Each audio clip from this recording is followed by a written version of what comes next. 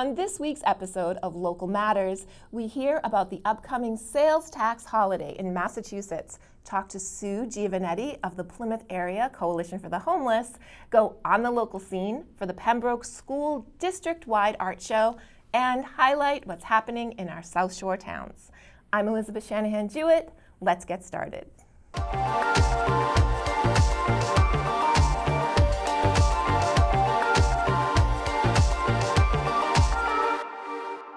The Pembroke Visual Arts Department began to wind down the year celebrating student artists in grades K through 12 with the PHS Arts Festival Night. The local scene was there.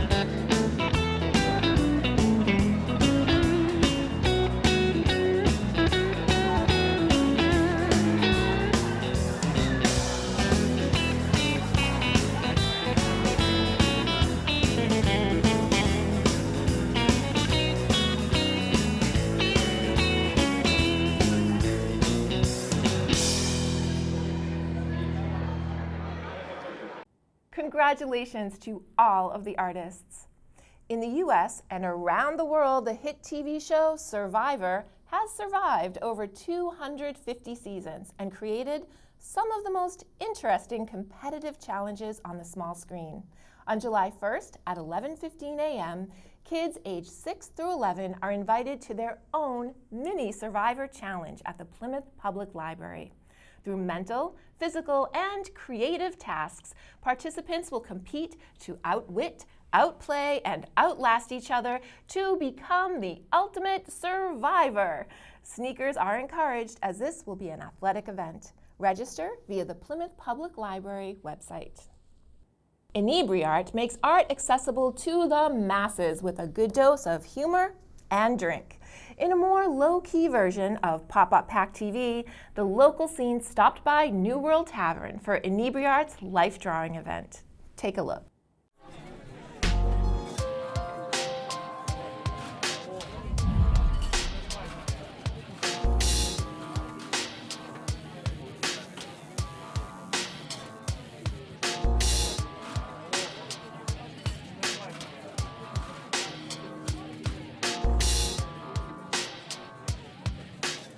Hi, I'm Tiff Phillips from the local scene by PACTV, and we're at New World Tavern in Plymouth for Inebri-Art's life drawing event. Let's see what these folks have to say. Andy, you've been doing the life drawing event for a while. How long have you been doing it? I think it's 9 years now. Time is a little weird with COVID. We skipped it for a year, so I'm not sure to count that one or not. So how did it come about? So there was a similar event in Boston and Rhode Island, and it was run by a national group. I wanted to start one here in Plymouth. I reached out to them and they told me no because it was too close to Boston. And through a series of emails trying to persuade them, they decided not to. So then I decided I didn't really need their branding or their permission. I just started art under the Inebri-Art banner, and that's how it came to be. What do you think draws people back over and over again? Well, it's a really fun event, and some of my best friends I've met from doing this that came here 4 or 5 years ago, didn't know who they were, and now we're really good friends. It's just very family and supportive of all art levels, beginners and professionals and everybody in between, where there's no judgment and there's a lot of help and people like trading tips and tools and stuff like that, and it's really great. Robin, you are a model for live drawing. What's that like for you? It's a lot of sitting and doing nothing. My favorite kind of thing. But you're also an artist too. Yeah. Where are you based out of? New Bedford, Mass. That's great. You have your own studio. What kind of art are you into? Yeah, so it's Salty Lip Studio. We are a creative studio. We do a little bit of everything. This, sweet and sultry, the creepy, the weird, you name it, we're gonna try to do it. And so you've been doing modeling for a while too. What's that like for you? What is it like being on stage? It can be a little bit nervous, but if you can just concentrate on something and concentrate on your pose, your breathing, kind of focusing on one place to look at so you're not moving your eyes everywhere, your head will move a little. It's definitely interesting watching a bunch of people looking at you, but fun to watch everybody's different style of drawing and their interpretation of what you look like. Shannon, how long have you been an artist? My whole life, since I was a little kid. I always wanted to be an artist. Are you self-taught? Yeah, regretfully. Yes, I'm an amateur. It's all self-taught, but I have a website, shannonsullivanart.com. Yeah, but it's still pretty bad, but eventually I'll get there. I'm gonna keep practicing with my friends here that keep it nice and low pressure. What do you love about art? What does it do for you? It gets feelings and energy out that maybe you don't have the words for, or would be like not socially acceptable. What is a night like this for you? Just being able to hang out with other artists, have a couple of drinks. What is that for you? That's like it's like going to the gym. So you practice your art muscles, you practice how you see things, and you just keep it going. Because if you stop, then it like atrophies a little bit. So this is it's social. It's food that I didn't have to cook. It's like I said, low key people and keeping that muscle going. So it's a lot of fun.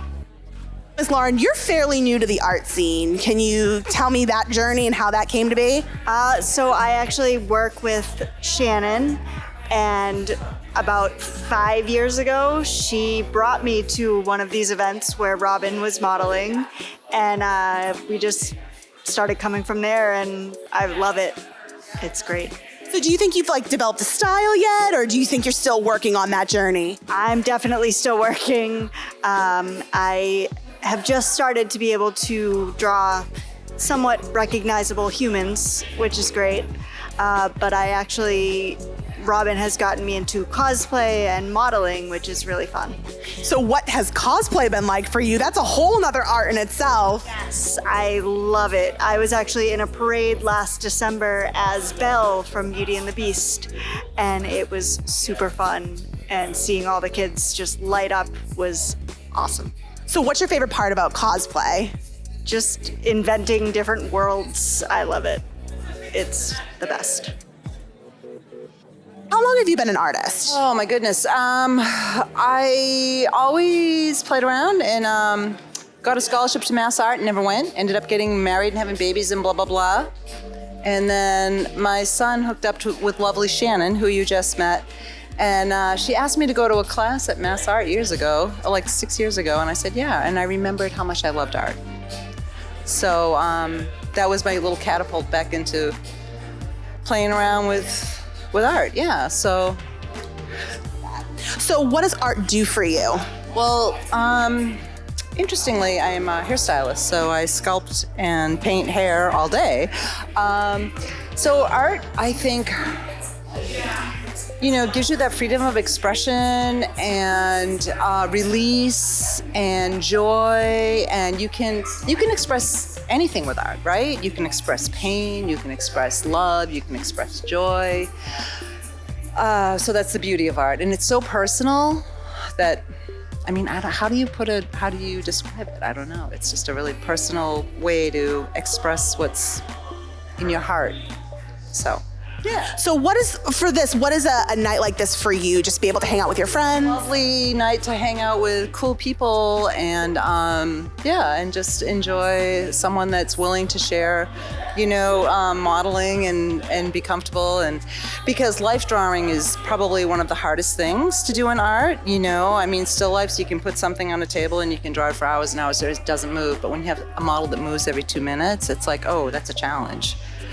So So yeah, no, it's a nice challenge. It's fun, and so grateful to Andy and Inebri for doing, like, I don't know if you realize how hard this man has worked and how much he does for this community. Do you guys have any idea how much this man and this group does for this community?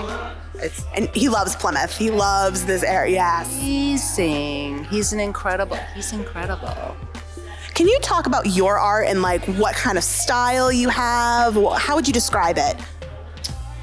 I don't know. I guess I'm more of a realist, but I love my issue. I was just talking with Shannon on the ride up here. Is I enjoy too many different mediums. Like I can't focus on a medium because I love them all. It's like when someone asks you who your favorite child is, you can't name who your favorite child is because you love them all. And it's like the same thing with mediums. I love watercolors. I love pastels. I love pen and ink. I love to draw. So yeah, it's all good. I do want to just like add this quickie about art. I just had a fundraiser at the salon I work at. I did a call for art to local artists and asked for donations, and had a show, and we sold all the artwork, and all the proceeds went to the International Rescue Committee for the Ukrainian refugees. So that's another sweet thing about art, is artists are just so generous, you know, and the local art community really rallied when I threw out the call for art, which was really beautiful, and we raised a few grand, and I know when we're able to get to these poor people that are like suffering. So that's another beautiful thing about art, is I think artists are very generous souls. So, Sarah, you have a really interesting story. You were kind of told at a young age that art wasn't the way to go. How did you get around that? Well, I decided to do it as a hobby instead. I was always encouraged what I was good at as a hobby, but that you could never make money off it. So I decided to go off and fix jets professionally instead to make the money so I could fund my art. Now I do my art as a hobby, and I appear here when I can and do galleries when I can for fun. It's almost more fun to do as a hobby and get paid here and there than it is to do as a job, I think. So maybe I lucked out. You're super talented. I've seen some of your stuff. It's insane. So how do you like balance that with being in, fixing jets and being an artist? Sometimes during break at work, I just draw the airplanes or gestures of people working on airplanes. Sometimes when the kids go to sleep, I stay up at night and I use a couple of programs I found. There's some great YouTube videos that taught me how to draw figures and people. And there's some apps where you can find photos of models and draw those for practice. So whenever I have a minute, I just do it. And then if somebody really likes something, I'll elaborate on it and turn it into more of a sketch. So for you, has this been your whole entire life? You've been drawing, it came naturally to you? Yes, self-taught, so. That's incredible. YouTube is amazing. It's pretty amazing. So what is this for you? Having a night like this to yourself, to draw, to have a couple of drinks, how does that make you feel? Relaxed, a lot of stress relief. Honestly, it gives me my, what's the word I'm looking for, confidence back, because it's one of those skills I don't get to exercise all the time. So if I'm having a day where I'm lacking confidence, be it at work or in my regular life, when I come and do this, it comes back so fast I feel confident again. So empowerment, confidence, relaxation, and fun.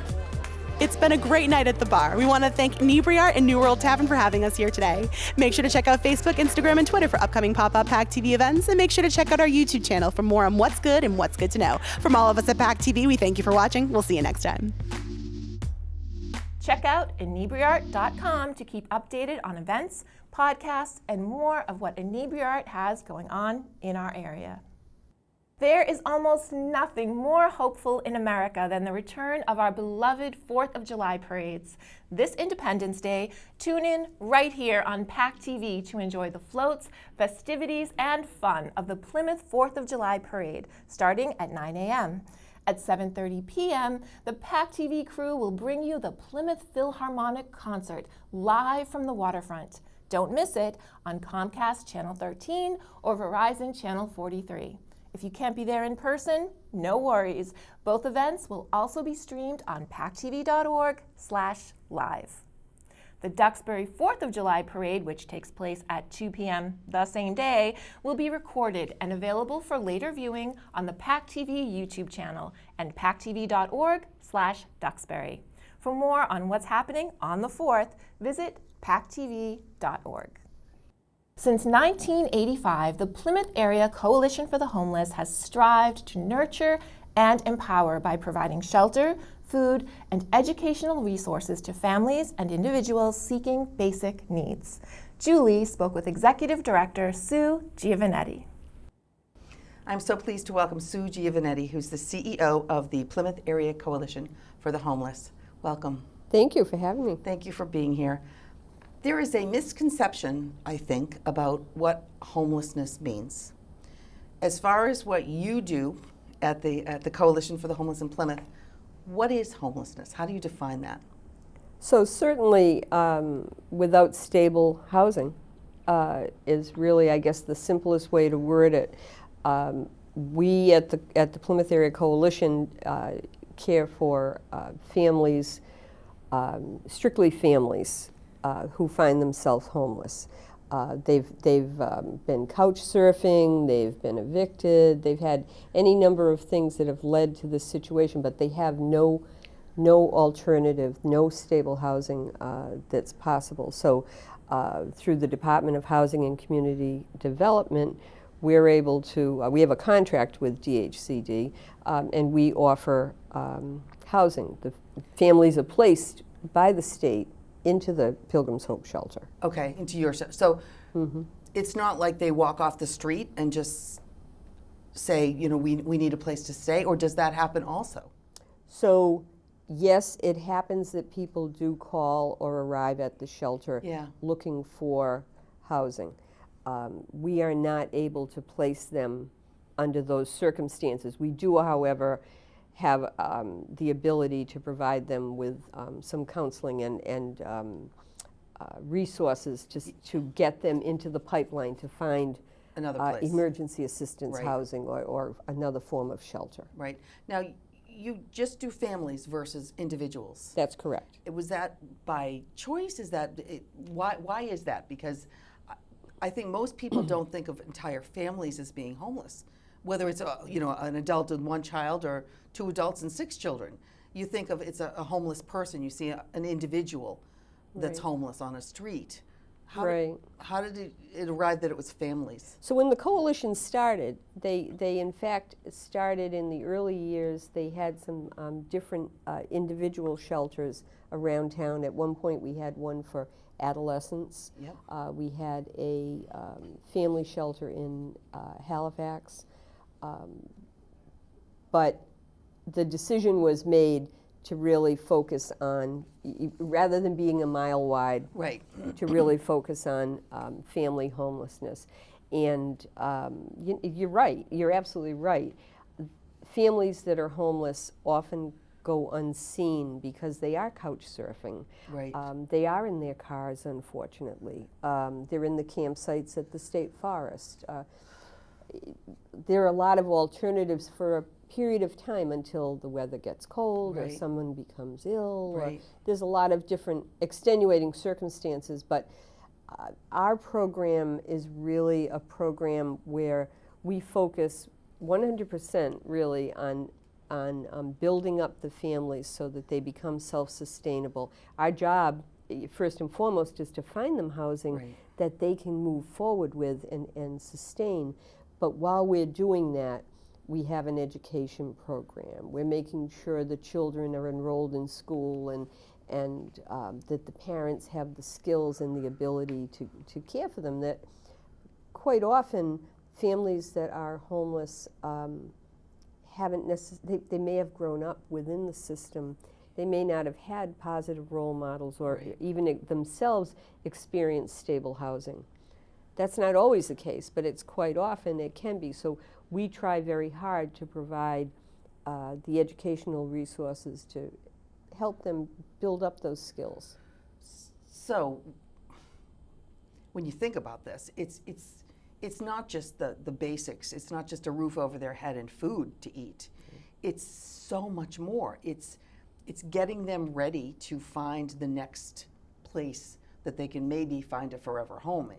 Correct? Absolutely, absolutely. Because quite often I'll say we're in the business of providing hope. Yeah. Because, if a family arrives at shelter, they're at their lowest point. there can't be anything. I started work at the shelter, it was August 6th, and I think August 7th, a van pulled up, and a mom and 3 children came out of the van, and I think they had 2 backpacks. But I remember looking at them standing on the little walk in front of the shelter and thinking, I never saw anything so sad as the looks in their faces. Well, that family had faced incredible adversity that led them to that point. These children had seen and experienced a lot of sadness and upheaval, just not nice things. You wouldn't want anyone to go through it. So now they've left their neighborhood. Right. They've left the only home they knew. I think those kids were like 7, 5, and 2. Left their toys. Right. The ones that were in school, left their school friends, and now, and again, where the shelter is located, we're a little rural. Now they're out and basically in a wooded area. Right. And it's a nice place, but it's still totally alien to anything these children or the parents have seen. And you have to take all of that into consideration when you are dealing with them, right from when they walk through your doors to how you plan their case management. Yes. To next steps. How complicated is this, especially when you have children that have to go to school and parents that have to maybe be placed in jobs or learn a new skill. At the same time, you're doing all the basic needs for them. Right. It's overwhelming. I can't even imagine that you're doing this for multiple families at the same time. Yeah. What are the biggest challenges you face knowing that you have to do all of that? So each family has its own set of circumstances, right? But I would say most families, by the time they get to this point, are faced with a lot of emotional and mental illness challenges. And we all know today we're a lot more accepting and understanding of that, and that there are different levels of mental illness. But that's very difficult because we respect and want to assist them as much as we can and support them. So that's the biggest common denominator that runs through the population, seems to be that. So that's an immediate, I always say, just figure your first night in a shelter. Now you're in congregate living, which by congregate living we're talking about shared bathrooms, shared kitchens, shared living space. Yeah. Each family has one unit, 2 sets of bunk beds, 2 sets of metal bunk beds, metal nightstand, metal bureau, and a lamp. They can arrive to shelter with no more than 2 kitchen, 2 kitchen trash bags a person, because the space is a commodity as well, right? Sure. So, so it now, again, I'll go back to the child, but it's the same for the adults. You go to bed at night, that first night, and lots of different noises. Oh, yeah. Metal bed, not especially warm and cozy, right? We certainly do everything we can to make sure that they have comforters and things that make it more of a home. But it's a lot to get used to. Now you're sharing a bathroom. We're in different wings, so each family would share a bathroom with 6 different families. Sure. So there's a lot of, there's no privacy. No, right. Yeah. So in your efforts to try to give some semblance of normalcy, especially to the children, you have a lot of different things that you do, like you sent us some pictures. Your living room space, you have murals on the wall, and you've designed the furniture to be cozy and for people to interact with each other. You sent a picture of a little girl with a teddy bear. Can you talk about the teddy bear program? Right. So 6 years ago, one of our board members had a couple of children, and Layla and Hendrik. And she's the one that really got this program up off the ground. But what what we became very much aware of is that first night kind of feeling, where, Sure. yeah, much like the hospitals would give Yeah. children teddy bears. When, and this is so true, when you've got it doesn't matter if you're 16 or 6, if the first night in a new place and the noises, the cold, the whole thing. Yeah. Charlie the teddy bear is, we give it to every child. We don't, even if they're 18, we Yep. give them, they all get a teddy bear. And he has become iconic with the shelter. He really, and our hope is really to carry that program forward. I'm working on the funding for it to create a situation where we can have a child psychologist on site a few times a month to kind of identify needs and then channel those families to services. We're not looking necessarily to provide the service, Right. but we know that You're a identifying, yep. lot of the kids could use some service, have that need identified. Right. Now Yeah. you sent us another beautiful picture of 2 little kids that have a big cardboard box, and tell that story, because this is a heartbreaking picture. Yeah. So we were very fortunate to receive some funding through the state, and we have the incredible support of our legislative team that we're grateful for. Yeah. So we were able to get some additional funding and purchase some new furniture. And when furniture comes, especially institutional furniture, it comes in very large boxes. Cardboard boxes, and right. our kids aren't unlike any child. You can have the best toy ever, but give them a cardboard box. Yep, there and you it's go. a great. Yeah. So when the furniture was delivered this past winter, I dropped this giant cardboard box into the living room, and I call them the Z team, this little boy and little girl, they brother and sister, immediately, their eyes lit up and everything, and they started to play with it, and they had crayons and things. Well, I came back maybe an hour, maybe 2 hours later, and they had actually made a house, and they had their mother cut windows into it, and they furnished their little house. They furnished their house. They had a tablet in there for a television. They had a little stool that we had in the living room for the kids. They had their Cheerios, a box of Cheerios in there, and they wanted me to come in, which obviously I couldn't fit. But so but I think the picture shows them. They were so proud standing. Oh, and they drew outside. They drew like around the windows and. So these children had never had a home. While they may have had like an apartment for a short time, but they never had a home, yet give them a box. Yeah. And what is the first thing they do? But they make a house. Right. And they couldn't wait to get inside, and they wanted to entertain. Right, sure, yeah.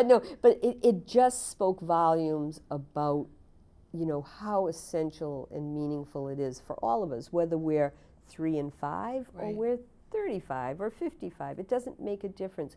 Your home is a special place, and yet these children knew just how special and important that was. Right. And I that's one of those pictures that always will recenter me and say, like, wow, This is why I do this. Yeah, it was really, it's a special picture, but it was a very special moment when it happened, and have the conversation with the kids. Right. So. Also for children, you have the Children's Holiday Fund. So Christmas must be or any holiday must be a very difficult time for kids who, they don't have the traditional, night before Christmas and reading the story and the cookies and the milk for Santa coming down the chimney, and they don't have that. So what do you do for them? So at the shelter,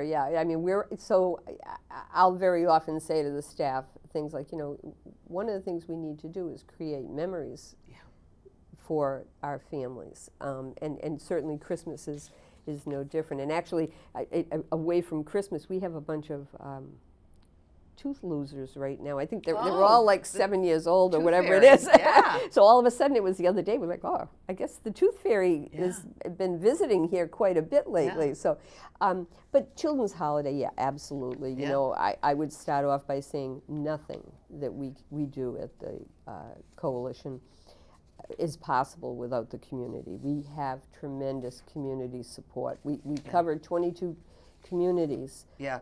Certainly Kingston, Plymouth area are the heaviest of services.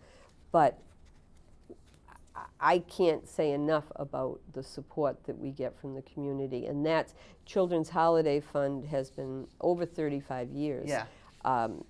Just And they get presents and all grown kinds phenomenally. of things. Yeah, Yes. yeah. So Children's Holiday Fund, not only do we provide the gifts, but clothing, winter clothing. We make sure the family has a holiday meal.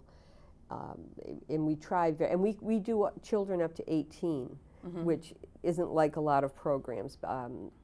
Teenagers deserve that same excitement and you know, the joy, that anticipation that the holidays bring, and all that happiness. So we do a lot of teenagers as well as younger children. You know, certainly with COVID, that knocked out our Christmas parties and you know, all of those events, but the we still try to do those kind of things. It actually worked out in a good way for our families, because what we found is, rather than people coming in from the community and having parties for the families, what we did was provide our families with the materials to have the parties, because you know, that's a skill. We don't think of it as a skill, we think of it as what we do. Right. But if you've been homeless, you've never had the opportunity to do some of the, you know, to have these traditions. Right. So Christmas we meal. do, right, Yeah. hanging out stockings, all of those little types of things. Through the food pantry, we provide them. I was just going to ask you about Yeah. that. So the food pantry, is that just for the people that you house in your shelter? No, we cover, we have food pantry clients from as far up as Hull down to Wareham, Halifax, Abington. Yeah, we have a lot of food pantry clients. And you run this out of the same location? Separate building, Yeah. but on Bishop's Highway, yes. Yeah. Yeah. So we feed the food pantry. We feed. Right now, we're providing on a weekly basis between 100 and 150 families with food. For 7 days? Yeah. So again, that's another program that shifted due to COVID. Right.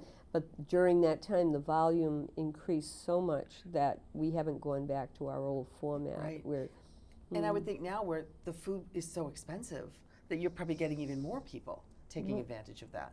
and what we find, and what we're really focusing on trying to get the message to are those individuals in the middle who are really experiencing rising gas prices, loss of job, maybe just coming back after being furloughed.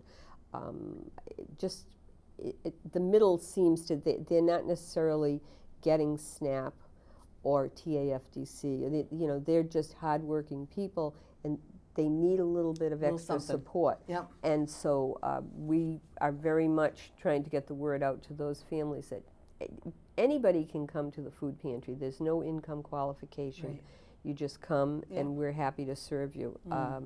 Today, we had the Rotary Club there for 2.5, 3 hours unpacking the Greater Boston Food Bank truck.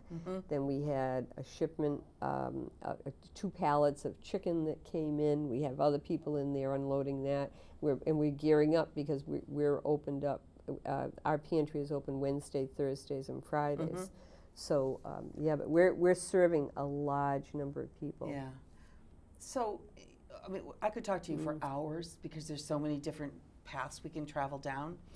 But what strikes me is, once you have a family and they've come through your system, let's call it, and you've adjusted that system to whatever that family needed, and the family moves on, do you ever hear from that family again? Do you ever get to follow up and see what happened to them?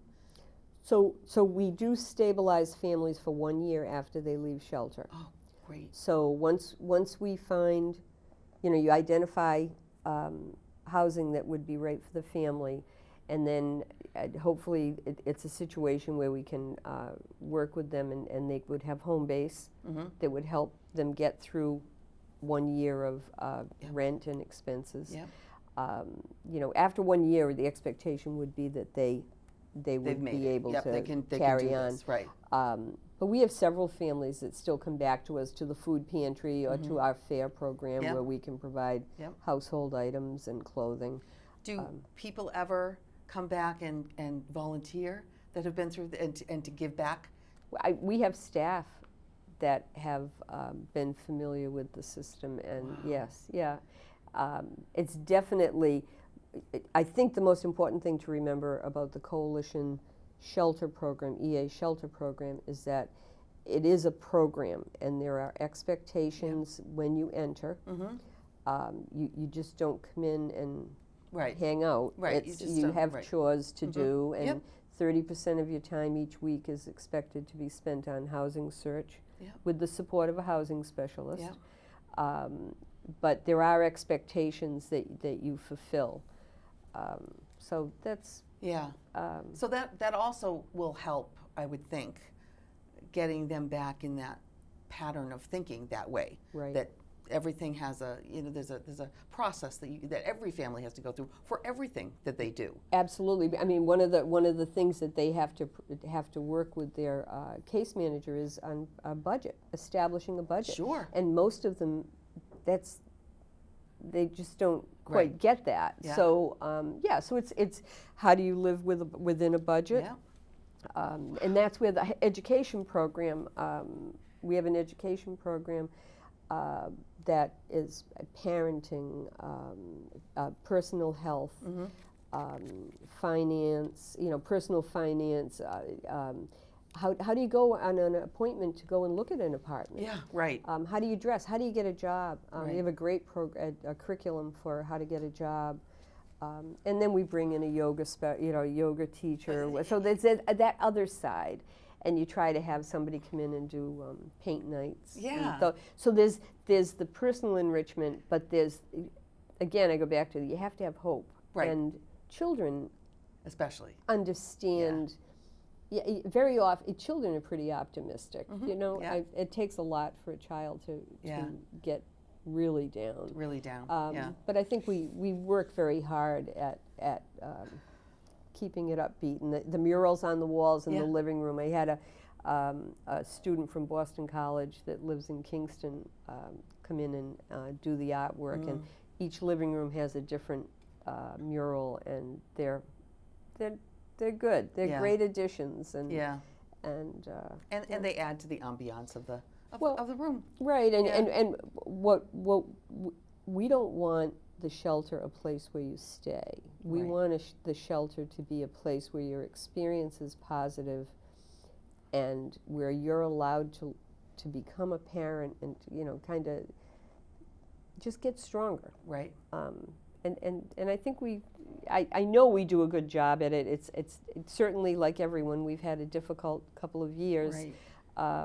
There's been challenges that we haven't faced before, but There's nothing you don't overcome. no, and I think everybody that we hire or anyone that we bring on site to volunteer, I always preach compassion and social justice are really what we're founded on. It's just, it could be any of us needing Right. an extra hand. Right. And we've certainly seen that in recent times, but everything we do, we have to do out Right. of commitment and compassion. And you obviously do. And your annual report really is wonderful because, is this available online? No, It should be though. It should be Yeah. because it really gives such a broad spectrum of what you do. And my final question, and I said that before, but is, wouldn't it be great if you didn't have to have a Plymouth homeless Yep. shelter and program?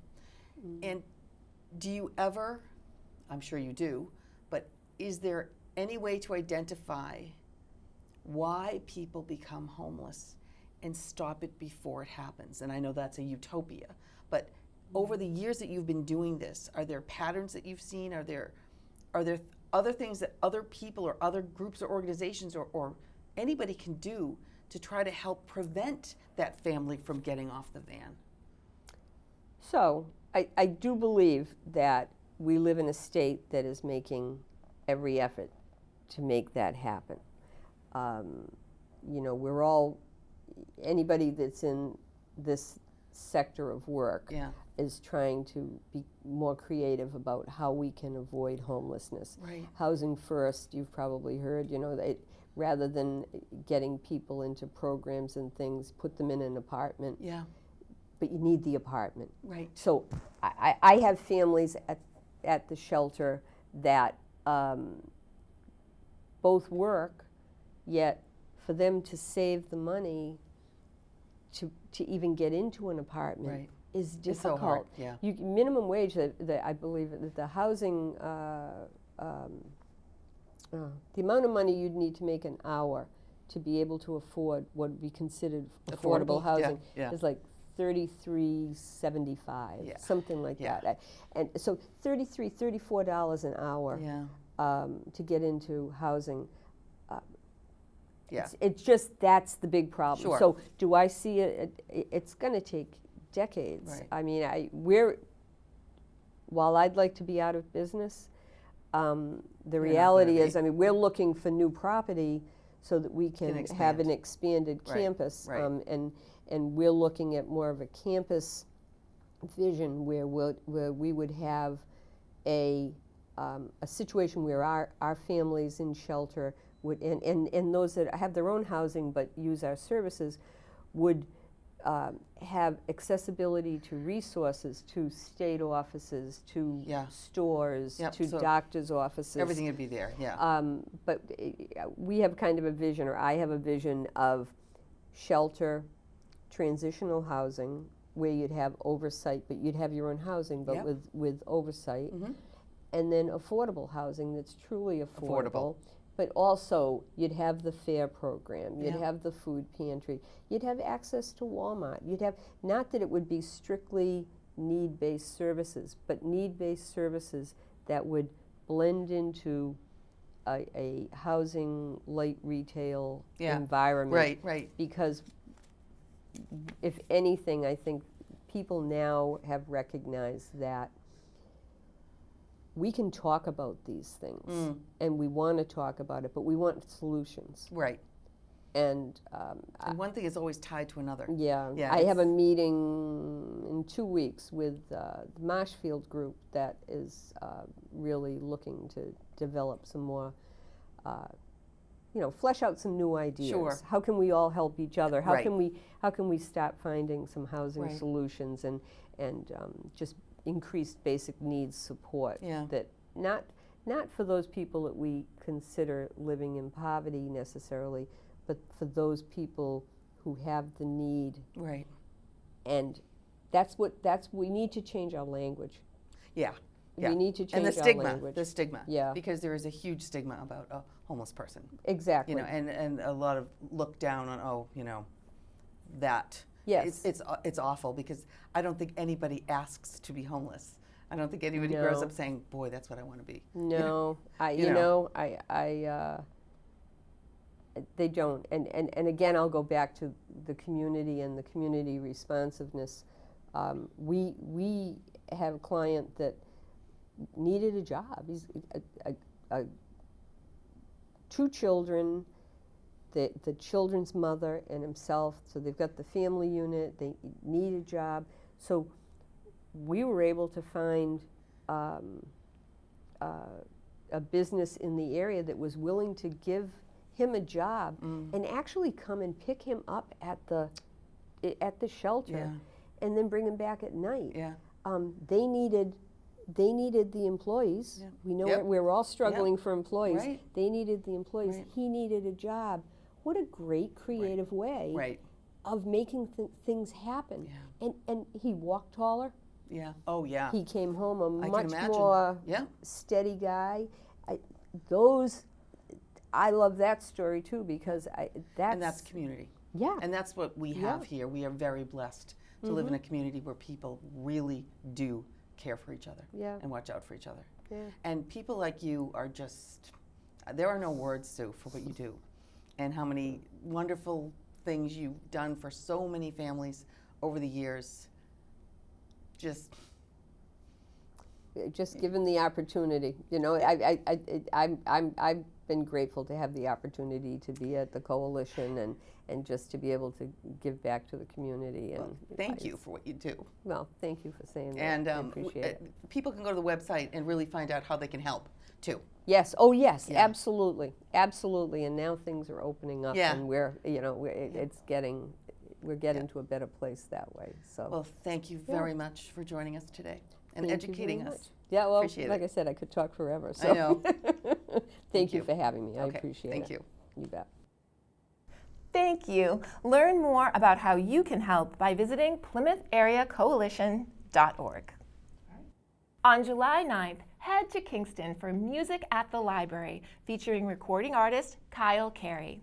Combining Gaelic lyrics and the rhythm of Appalachian instruments, Kyle's unique and innovative song form reflects her soothing spirit and explorative nature. She has performed this distinct brand of Gaelic Americana at libraries across the country, and now she's coming to Kingston. This program is free and takes place from 2 to 3 p.m. in the library's meeting room. Register via the library's website. The Duxbury Hydrangea Festival is in full swing now until July 12th.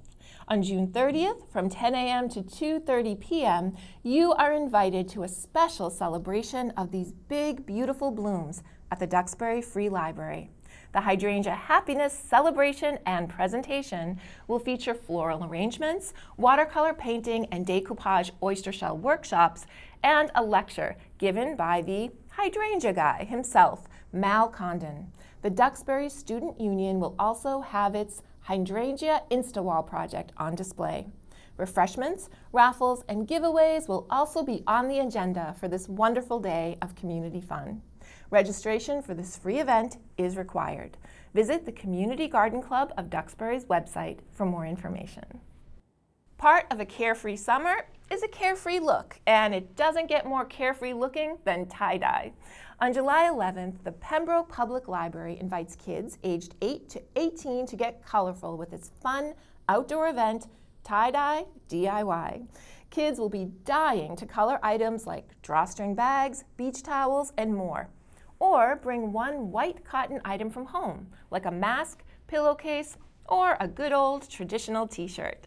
There will be 2 separate sessions. Kids aged 12 to 18 will tie-dye from 1 to 2 p.m., and kids aged 8 to 12 are invited to the 2:30 to 3:30 p.m. session. Visit the library's website to register. Next up is Matt Umbriana with what's happening in our schools. Thanks, Elizabeth. Here's a look at what's happening in our schools. This past year was one of change and growth, and our schools, students, and families did an excellent job at pivoting when needed. In the fall, athletics were back, and the teams were strong and happy to be on the fields in front of their fans. And while everyone was happy to be back together in the classroom, the previous years had taken a toll. Working with the principals and adjustment counselors at the Pembroke and Silver Lake High Schools, we premiered Can We Talk in our schools, looking at the mental health of students, what the schools were doing to help, and the resources available for families for support.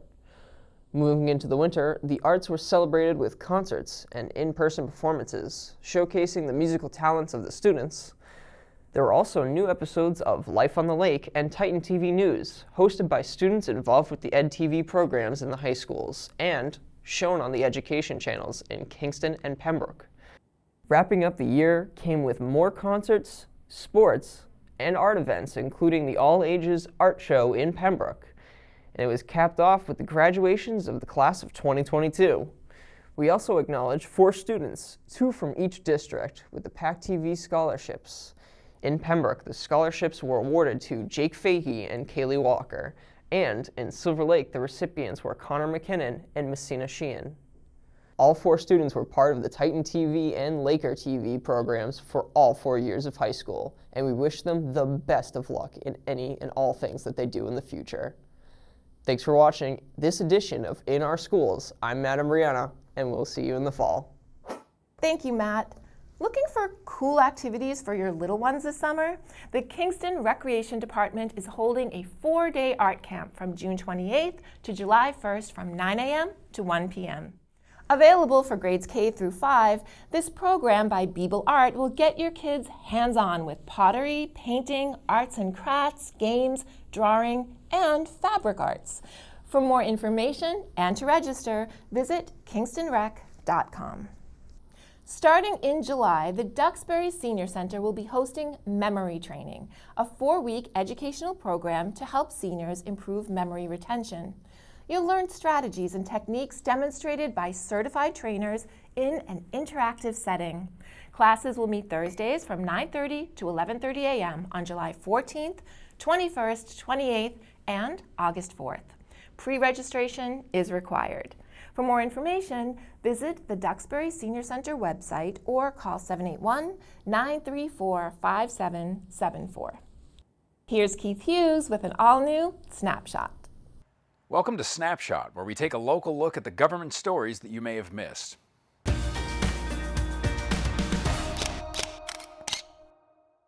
Passes for the town of Plymouth's transfer station are now available and can be purchased online through the town's website or in person at the Plymouth DPW barn in Camelot Park, Monday through Friday from 7 a.m. to 3:30 p.m.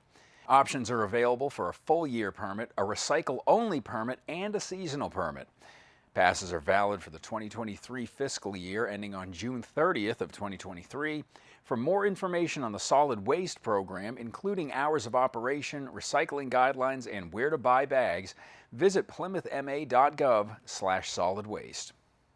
As it's done in previous years, the Massachusetts legislature has set August 13th and 14th as the dates for this year's annual sales tax holidays.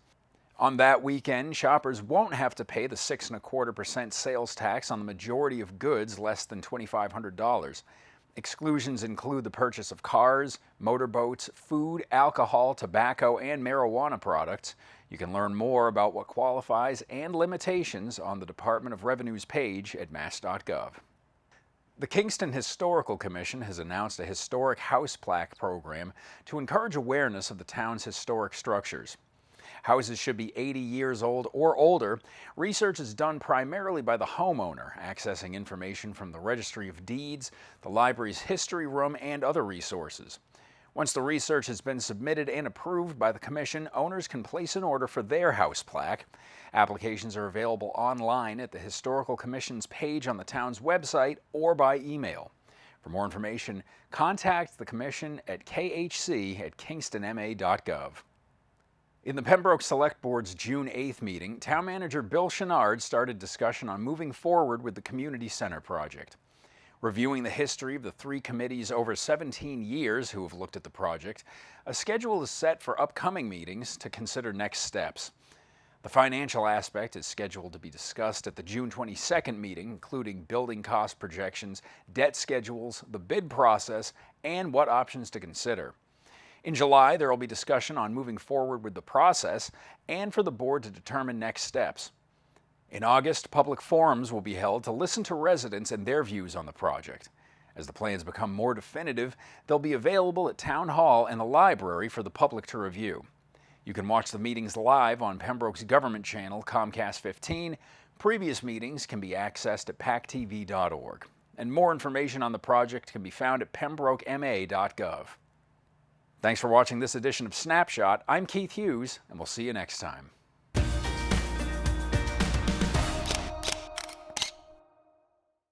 Thank you, Keith. And thank you for watching this episode of Local Matters. Follow us on YouTube and social media at The Local Scene by PACTV to keep updated on what's good and good to know in our community. From all of us at PACTV, have a safe and happy week. We will see you next time.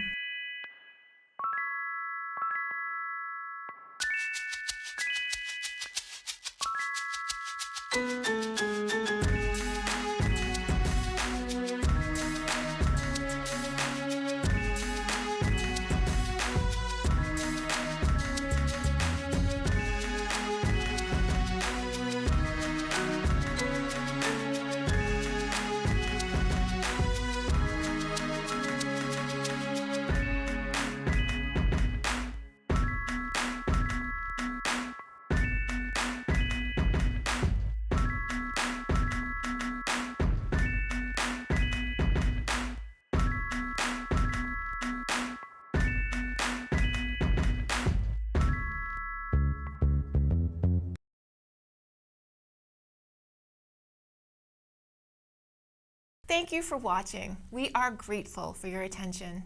If you like what you saw, please like and subscribe to The Local Scene here and share everywhere. Thank you, friends.